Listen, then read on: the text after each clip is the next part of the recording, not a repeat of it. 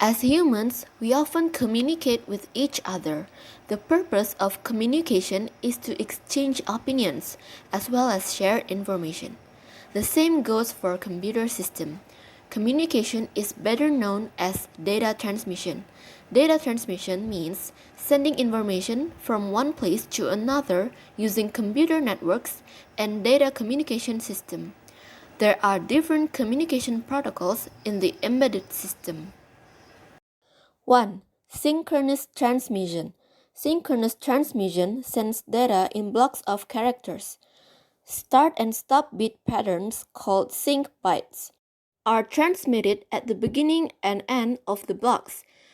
These start and end bit patterns synchronize internal blocks in the sending and receiving devices so that they are in time with each other.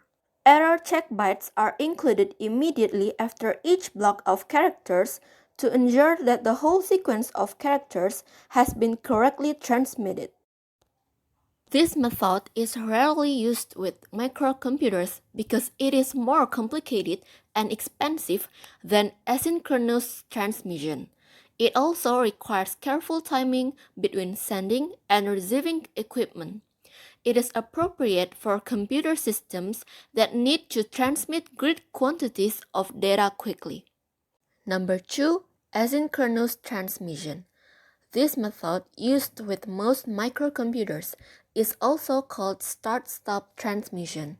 In asynchronous transmission, data is sent one byte or character at a time. Each string of bits making up the byte is bracketed or marked off with special control bits. That is, a start bit represents the beginning of a character and the stop bit represents its end. As a mean of checking that the whole character has been transmitted, an error check bit is generated immediately after each character. Transmitting only one byte at a time makes this a relatively slow method. As a result, asynchronous transmission is not used when great amounts of data must be sent rapidly. Its advantage is that the data can be transmitted whenever it is convenient for the sender.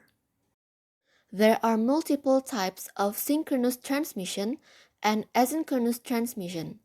In synchronous transmission, there are SPI, I2C, and many more. And in asynchronous transmission, there are UART and CAN.